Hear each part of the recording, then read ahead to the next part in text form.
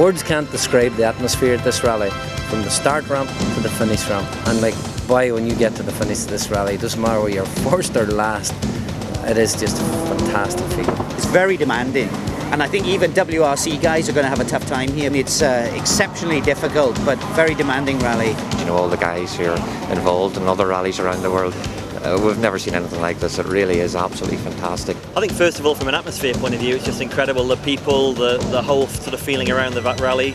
I'd rather be here to a lot of the World Championship rallies, to be honest. It's a real good feeling between all the competitors as well. Round 4 of the Pirelli Irish Tarmac Series, the Shell Donegal International is celebrating its 35th year. From its first running in 1972, the Donegal International has had a special place in Irish rallying.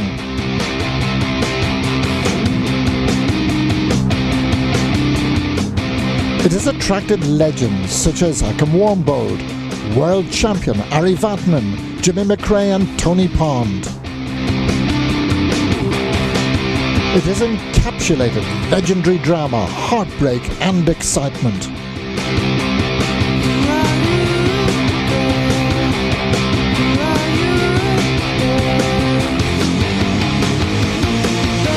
And it has seen Irish heroes like Cathal Curley, Austin McHale, local hero James Cullen, Billy Coleman, Andrew Nesbitt, Eugene Donnelly and the late Bertie Fisher claim the honours. But the big winner in 2006 is the Donegal Rally itself, as the entry is truly world class. An entry that includes over 20 world rally cars and the most famous rally driver of them all, world champion Colin McRae. The number 1 seed this weekend is Ireland's top WRC contender, Gareth McHale. I'm telling you, no, I'm very honoured, obviously, with the B seed there. That's why we're number 1. But to be doing Donegal here is just, it's unbelievable here now. And to be starting number 1 here in Donegal, it's the rally I always look forward to going to when I was younger, to spectate and so forth. So I just want to get going. The young Dubliner leads the capacity 150 cars off the Letterkenny start ramp on Friday morning. Back after a hair-raising moment in Ocala Mountain 2 years ago is young WRC star Matthew Wilson, son of the Ford WRC boss Malcolm. Matthew, you're a brave man to come back here. Yeah, you could say that. No, we're looking forward to it. It's going to be a good rally. The entry is just phenomenal, you know, the amount of World Rally cars. And no, it's going to be good, exciting. Exciting is an understatement, as the winner for the last 2 years, Eugene Donnelly, slips off the ramp. Derek McGarity is next, but the 4 times winner Andrew Nesbitt has a new Mitsubishi to play with. This is definitely a challenge, yes. Came at a very short notice, as you know, and we're so fortunate to have the Mitsubishi World Rally team here, and it's a real privilege for me to be able to drive one. It's quick, but we've had to do some work to get it used to the Irish tarmac and the bumps and the jumps, so we'll see how it goes. And he will have to go some to beat his teammate, twice former British champion Mark Higgins. We had a bit of a drama this morning, we had a small fire. So I think the presence of the 2 cars, it's a proper team, and the rally is looking fantastic. With the Killarney winner Tim McNulty, Eamon Boland, Austin McHale, Kevin Lynch making up the top 10, it has to be the most sensational top 10 ever, and the top 10 is only a pointer to the quality of the entry down the field. Number 1 seeds Gareth McHale and Paul Nagel leap into the action. They're 8th after the first 2 tests and feeling their way. Matthew Wilson is another who starts slowly just outside the top 10 after handbrake and differential niggles. Last year's winners Eugene Donnelly and Paul Kiley are on a mission. They'll be just 2 seconds off the lead on stage 1 and just 1 second down on the second test, which encompasses the supremely brave section.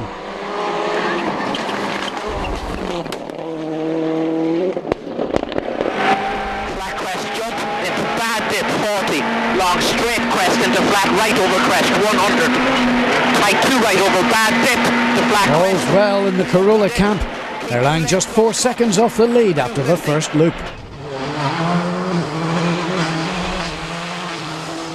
Next on the road, number 19 seed Mark Higgins, but the Manxman is complaining of serious understeer and has yet to steer into the top 10. Derek McGarity has Chris Patterson back in the hot seat. The Belfast duo are 4th after the first loop, well within reach of the leader, just 10 seconds back. Continues, 30, crest, 30, medium right, keep in, 40, go, 4 left plus, open, 60, line, 4 left plus, 120, 3 right minus, 30, left, 40, 3 left minus, small cut, 30, remember, care, medium right, small gravel, continues, keep in, 400, left over crest, 200. Leaping into their new Mitsubishi WRC, Andrew Nesbitt and James O'Brien have a lot to learn. The 4 times winner is down in 8th, already 27 seconds behind the rally leader. But the Armagh ace knows there's a long 2 days ahead. He's had a tarmac win in Cork and in Killarney, but Donegal would be an extra special one for Tim McNulty. The Meath driver is really trying, perhaps a little too hard here on stage 2. And he lies third, just 4 seconds behind Eugene Donnelly. 4 seconds down on Tim in 5th is Eamon Boland, who lies second in the Pirelli Tarmac Championship. But this could be the last time we see Austin McHale in Donegal. He's lying 9th.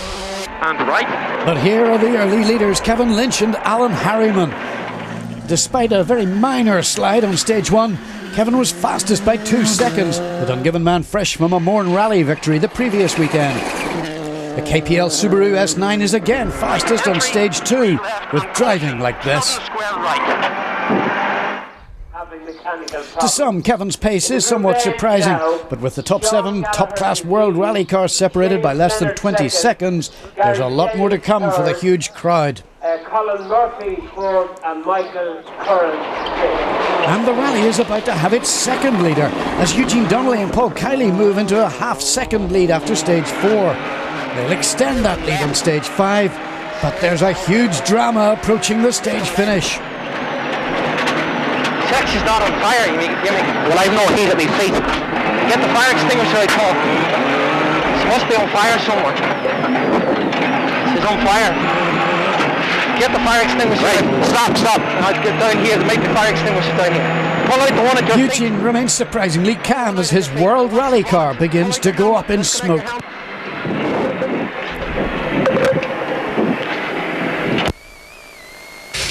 Lucky I have a car, that's all I can say. A fire is always dangerous, and very lucky to the marshals and thankful to the marshals at the end of the stage. They got it out like that there, and it was a pretty big fire. It was right over the bonnet.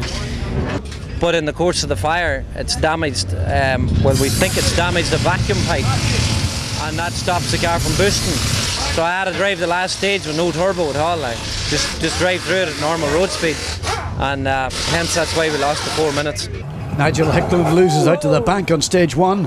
Other runners include Niall Maguire, Martin Docherty in 17th, Dennis Bickerstaff 16th, and Sean Devine in his S9 Impreza 14th. The similarly mounted Patrick Elliott is 1 place ahead, with Stephen Murphy 12th, Paul Harris in his hard Corolla 11th. But a surprise is Mark Higgins, back in 10th place, suffering a wrong tyre choice and a long brake pedal, leaving him 54 seconds off the lead. Austin McHale has had no such troubles in 9th. Matthew Wilson is 8th now, having sorted differential lock-up trouble, and he's fastest on the day's last test. And another on a big sorting out session, Andrew Nesbitt is continually tweaking his Lancer in 7th, albeit just 22 seconds off the lead. You haven't left it too late to win this rally, have you? Oh, this rally's only started, as you know. I think there's only something like 7 seconds between second and myself, so, and another 5 or 6 to first, so it's fine. Better than for Eamon Boland in 6th, who's just over 2 seconds behind Derek McGarity in 5th. Big jump to 50, 4 right, 60, right entry. Derek might have been higher had he not picked the safe intermediate tyre option for the last loop of stages. He actually ends the day on dead equal time to Gareth McHale. Gareth has had small brake troubles throughout the afternoon, but with his 05 Focus sorted and just 17 seconds to the leader, it's all to play for. Another young charger, Gareth Jones, is repeating his Killarney form. The Welshman lies 3rd, 13 seconds off the lead. Tim McNulty is having another fast run in a superb 2nd place. But it's been a day of dramas, including losing the time cards. And stay right over absolute jump and absolute crest course, slight left, 300. Medium right tightens over big crest, 500 up. Second place and just 5 seconds to make up is Tim's reward. And Kevin Lynch gets the big reward. Line into 4, right over crest, keep in 100. He's finished 4th overall in Donegal in the past, but to lead perhaps the best Donegal entry of all time, Kevin is putting in a sensational performance. But can this performance last?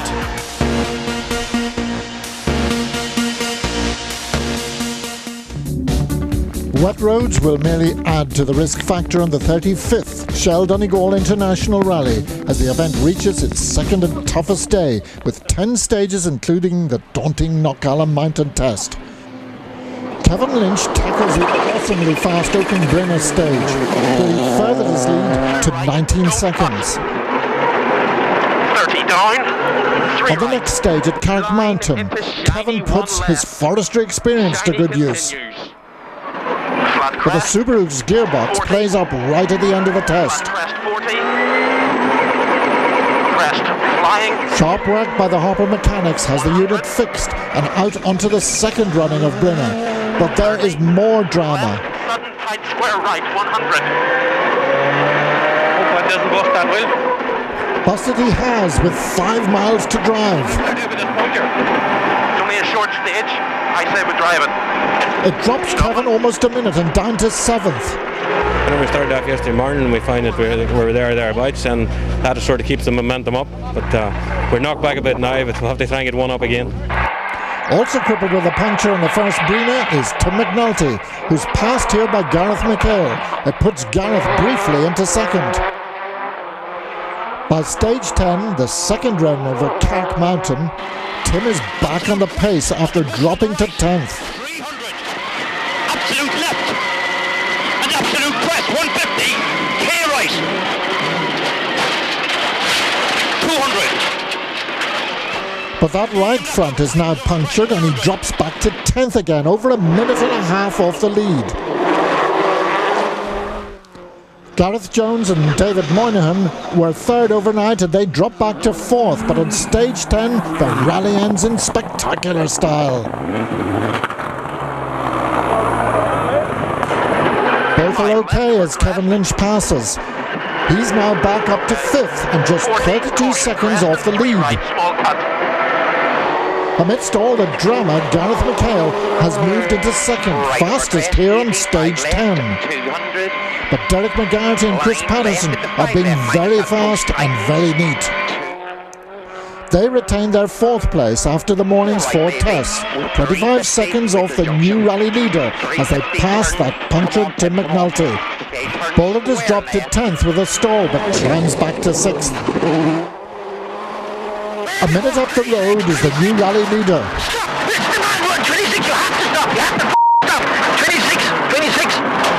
Andrew Nesbitt is on an amazing pace, moving from 6th overnight to 2nd after 2 stages. With Lynch's puncture in stage 9, Nesbitt now leads the rally by 3 seconds after the morning loop.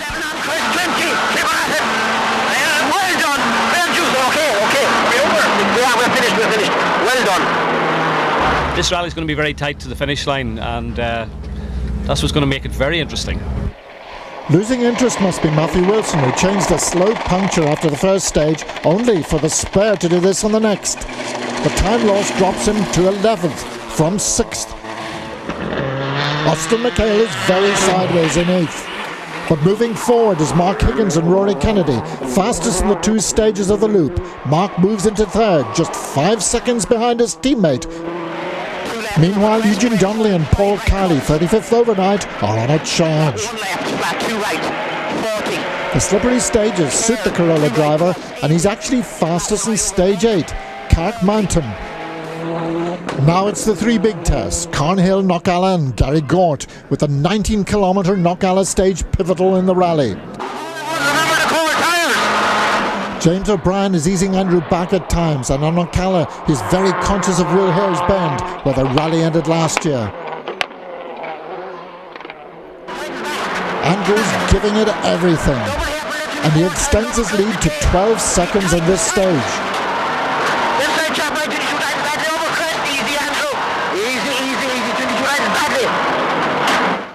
Second place Gareth McHale is about to surrender that position, and he surrenders another 20 seconds here at Gary Gort with an overshoot. But the real charger is Mark Higgins, who amazingly is fastest on Knockalla 1 on his first ever run through the stage. Now he's just 20 seconds off the lead. With Knockalla to come again, Andrew seems confident of maintaining his lead. Derek McGarrett is in fourth place and maintaining that position, but a 30-second road penalty has dropped him back a little. 40, crest into 4 right plus, opens, 30, 5 right. But as Niall McShay MBE watches, Derek is now within 5 seconds of third place. For Tim McNulty and Anthony Nestor back in 10th, it's an attempt to collect Pirelli points.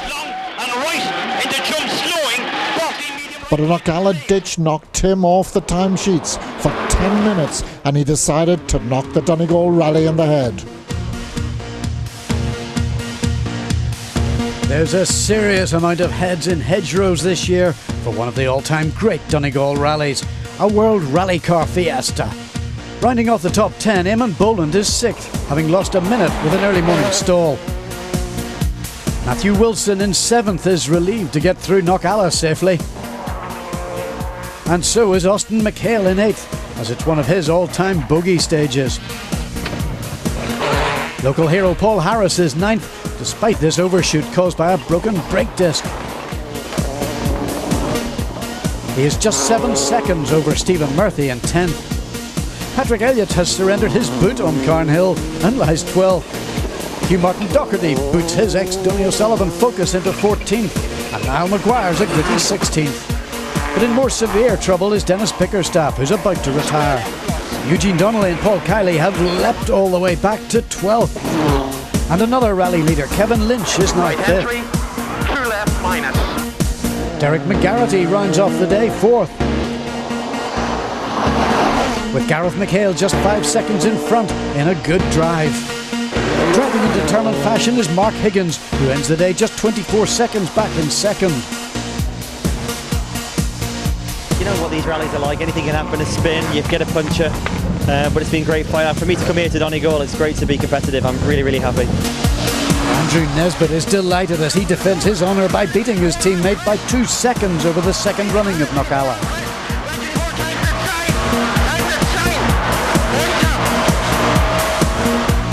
The missing front wing is evidence of heavy contact with a Knockalla chicane. Mark Higgins will have to drive on a wing and a prayer to claw back 24 seconds in the 6 stages left on day 3 to complete the Donegal International. Day 3 in wet weather adds an extra element of hazard as the rally leader Andrew Nesbitt is the first to scream through Glen Village. On the fast section near the end of the stage, he's absolutely flat out.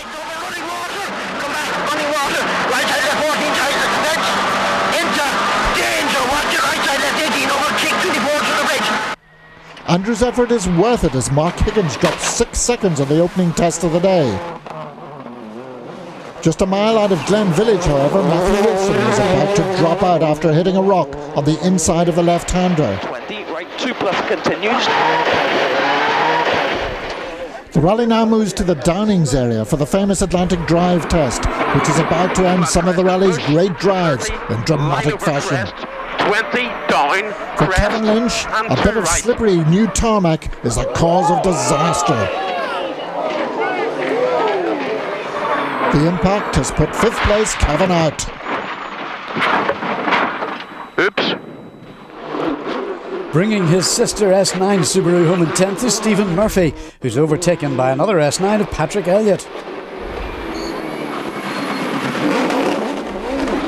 Having been in the wars on the Faymore test, Paul Harris is a commendable 8th in his first Corolla outing, despite a little slip here.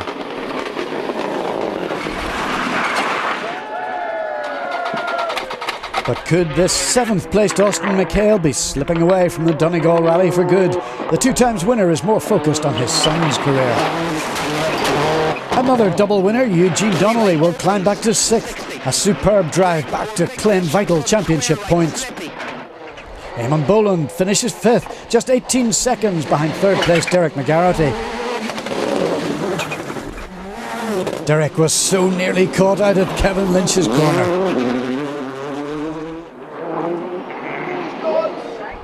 He survives to take 4th.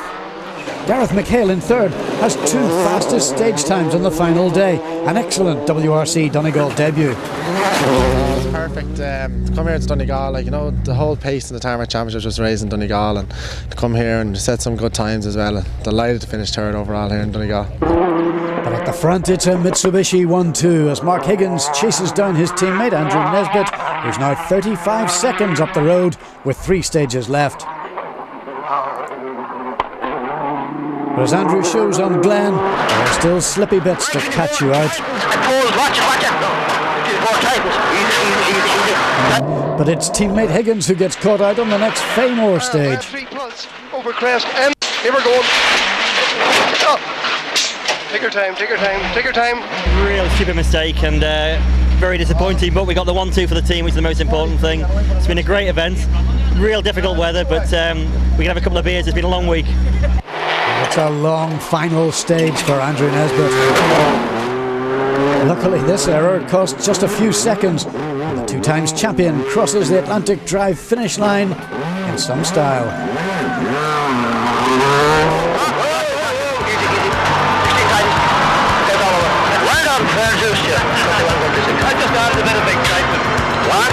Well done, James. I'm absolutely thrilled. Number 5. Who could have believed it? Fantastic. I couldn't believe number 4. Now it's number 5. So. First time in a strange car and team, it could be perhaps his greatest win. And he and James O'Brien enjoy the moment. Well, what a drive, an all-time record 5th win in a strange car. Well, those have to be Andrew's finest hours to date. But that was not all the excitement in the hills of Donegal this year, far from it, as the organisers had also attracted Mr. PlayStation, the ex-World Rally champion Colin McRae and his longtime partner Nicky Grist. Well, to see how they coped with the Donegal stages and to catch up with the updated situation in the Group N division of the Pirelli Irish Tarmac Championship and the other classes, tune in next week to RPM